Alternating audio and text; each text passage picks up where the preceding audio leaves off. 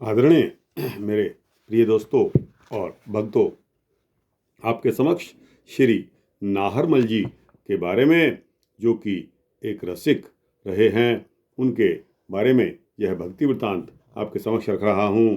दोस्तों, यह वृत्तांत 6-7 मिनट का होने वाला है।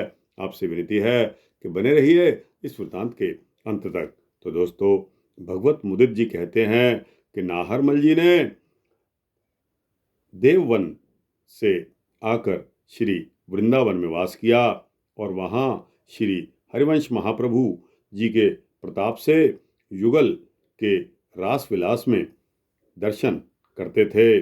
नाहरमल जी का जन्म देववन के एक कायस्थ परिवार में हुआ था। श्री हरिवंश की गुरु बनाने के बाद उनके संपूर्ण शुभ और अशुभ नष्ट हो गए थे। श्री राधा वल्लभ लाल से उन्होंने बड़ी निस्वार्थ प्रीति की और जगत प्रपंच से वे सदा दूर रहते थे।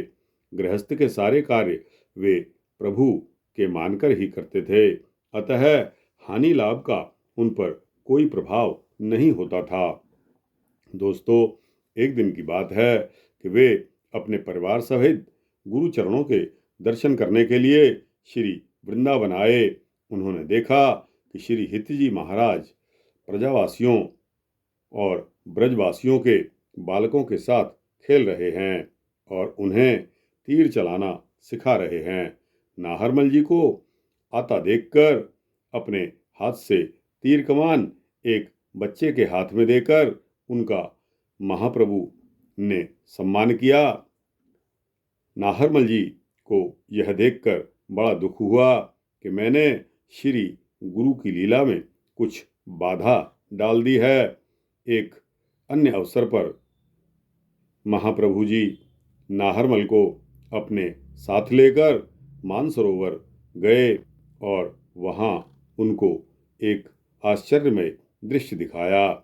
जब नाहरमल जी ने सरोवर के जल में स्नान करने के लिए प्रवेश किया पानी में, तो उन्होंने देखा कि अनेक रूपवती सहचरियां वहाँ स्नान कर रही हैं, किंतु जब वे जल से बाहर आए तो उन्होंने अपने गुरुदेव को सरोवर के तट पर अकेले ही बैठे देखा।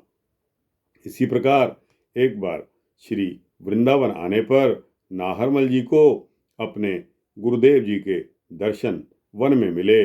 उन्होंने अपने गौर शरीर पर सुंदर वस्त्र पहन रखे थे और उनके श्रीअंग से छवि की लहरें उठ रही थी। श्री महाप्रभु जी श्री राधावल्लभ जी की संपूर्ण सेवा अपने हाथ से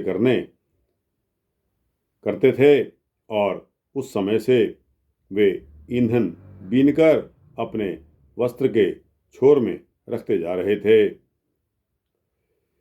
नाहरमल जी की इस तरह कार्यशैली को देखकर उनको अच्छा नहीं लगा और उन्होंने महाप्रभु जी से प्रार्थना की कि आप आज्ञा दें तो इस कार्य के लिए एक धीमर नियुक्त कर लिया जाए, जो प्रतिदिन एक बहगी ईंधन श्री ठाकुर जी की सेवा में पहुंचा दिया करेगा।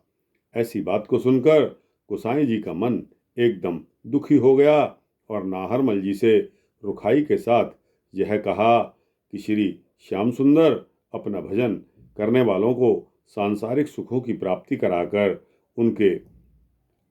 उनसे अपना पीछा छुड़ा लेते हैं, जिससे उनकी प्राप्ति हो सके। ऐसे विशुद्ध भक्ति वे किसी को प्रदान नहीं करते। मैंने वही शुद्ध निष्काम भक्ति संतों के संग से प्राप्त कर ली है और तू उसे छुड़ाने आया है। तू हमेशा बड़ा रजोगुण लेकर वृंदावन आता है और मेरे काम को धीमर से कराना चाहता है। तूने यह बड़ा अपराध किया है, तू बहुत बड़ा असाधु है। यह कहकर उन्होंने उसका त्याग कर दिया। श्री नाहरमल जी ने इसे अपना दुर्भाग्य समझकर अन्न जल का त्याग कर दिया।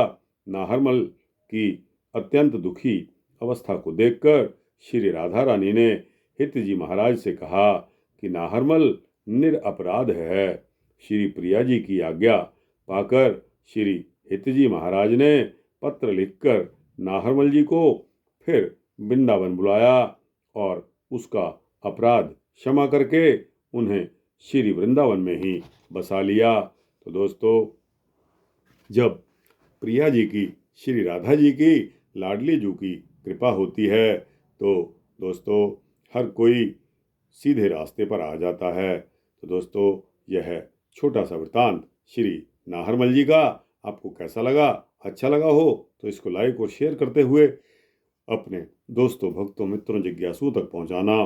कमेंट सेक्शन में अपने कमेंट्स, अपनी राय अवश्य देना। और दोस्तों, इस चैनल को सब्सक्राइब कर देंगे तो आपको इसी तरह के सूक्ष्म भक्ति वृत्तांत मिलते रहेंगे।